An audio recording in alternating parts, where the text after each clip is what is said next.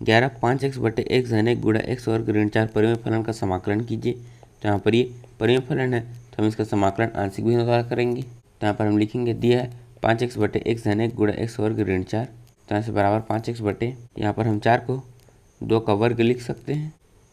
तो यहाँ पर x धन 1 गुणा x का वर्ग ऋण यहाँ पर 2 का वर्ग। तो यहाँ से बराबर 5x बटे यहाँ पर x धन 1, फिर हम इसमें a का वर्ग ऋण b के वर्ग का सूत्र लगाएंगे जो होता है a धन b गुणा a ऋण b, जहाँ पर a है x और b है 2।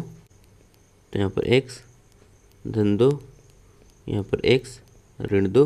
तो अब हम इसे आंशिक भिन्न द्वारा हल करेंगे। तो यहाँ पर हम लिखेंगे माना 5x बटे x धन 1 गुणा x धन 2 गुणा x ऋण 2 बराबर, यहाँ पर ये 3 है तो पहले ये a के बटे में आ जाएगा, फिर ये b के बटे में, फिर ये c के बटे में, फिर हम इसे इस तरफ ले जाएंगे तो इसका इन सभी में गुणा होगा। तो यहाँ से 5x बराबर, पहले इसका इसमें गुणा होगा तो इससे ये कट जाएगा। तो यहाँ पर x धन 2 गुणा x ऋण 2 गुणा a धन, फिर इसका इसमें गुणा होगा तो इससे ये कट जाएगा। तो यहाँ पर x धन 1 गुणा x ऋण 2 गुणा b धन, फिर इसका इसमें गुणा होगा तो इससे ये कट जाएगा। तो यहाँ पर x धन 1 गुणा x धन 2 गुणा c। तो हम a b और c का मान ज्ञात करेंगे। तो पहले हम a का मान ज्ञात करेंगे।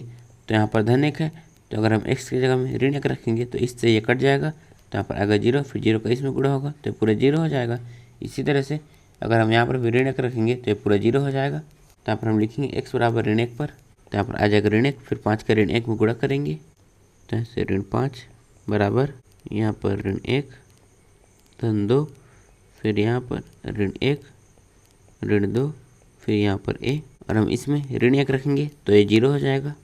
तो यहाँ से ऋण 5 बराबर ये हो जाएगा 1 और ये हो जाएगा ऋण 3, फिर हम 1 का ऋण 3 में गुणा करेंगे तो यहाँ से ऋण 3a, फिर ऋण से ऋण कट जाएगा और हम 3 को इस तरफ ले जाएंगे तो यहाँ से a का मान आ जाएगा 5 बटे 3। तो अब हम b का मान याद करेंगे तो उसके लिए हम इन दोनों को 0 बनाएंगे। तो यहाँ पर धन 2 है तो अगर हम x की जगह में ऋण 2 रखेंगे तो इससे ये कट जाएगा। तो यहाँ पर आएगा 0, फिर 0 का इसमें गुणा तो ये पूरा 0 हो जाएगा, फिर हम इसमें भी ऋण 2 रखेंगे तो ये पूरा 0 हो जाएगा। तो यहाँ पर हम लिखेंगे x बराबर ऋण 2 पर, तो यहाँ पर आएगा ऋण 2, फिर 5 के ऋण 2 में गुणा तो यहाँ से ऋण 10 बराबर, हम इसमें और इसमें ऋण 2 रखेंगे तो 0 हो जाएगा, फिर हम इसमें रखेंगे तो यहाँ से ऋण 2 धन 1, फिर यहाँ पर ऋण 2 गुणा b, तो यहाँ से ऋण 10 बराबर ये हो जाएगा ऋण 1 और ये हो जाएगा ऋण 4, फिर ऋण 1 का ऋण 4 में गुणा करेंगे तो यहाँ से 4 गुणा b, फिर 2 दूनी 4 और 2 पंचे 10, फिर हम 2 को इस तरफ ले जाएंगे तो यहाँ पर b का मान आ जाएगा ऋण 5 बटे 2। तो अब हम c का मान याद करेंगे।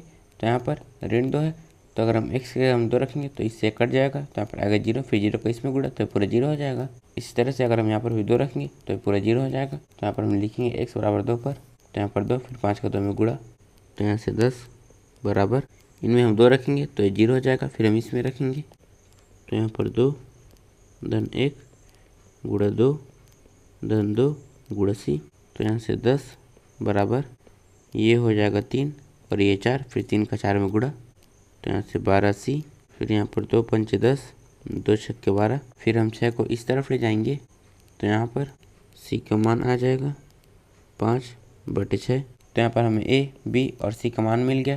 तो अब हम इसके मान को समीकरण 1 में रखेंगे। तो यहाँ पर हम लिखेंगे समीकरण 1 में मान रखने पर तो यहाँ से 5x बटे x धन 1 गुणा x धन 2 गुणा x ऋण 2 बराबर, तो यहाँ पर हम एक का मान रखेंगे जो है ये, तो यहाँ पर आ जाएगा 5 बटे 3 बटे x धन 1, फिर हम यहाँ पर b का मान रखेंगे जो है ये, तो यहाँ पर आ जाएगा ऋण 5 बटे 2 बटे x धन 2। तो हम यहाँ पर c का मान रखेंगे जो है ये, तो यहाँ पर आ जाएगा धन 5 बटे 6 बटे x ऋण 2। तो हम इसका समाकलन करेंगे तो यहाँ से बराबर समाकलन 5x बटे x धन 1 गुणा x धन 2 गुणा x ऋण 2 यहाँ पर dx। तो यहाँ से बराबर समाकलन यहाँ पर ये इसके बराबर है तो हम इसके जगह में इसे लिख सकते हैं। तो यहाँ पर 5 बटे 3 बटे x धन 1 ऋण 5 बटे 2 बटे x धन 2 धन 5 बटे 6 बटे x ऋण 2 यहाँ पर dx। तो यहाँ से बराबर हम इनका समाकलन करेंगे। तो पहले हम इसका समाकलन करेंगे और यहाँ पर 5 बटे 3 कॉन्स्टेंट है तो ऐसे ही रहेगा।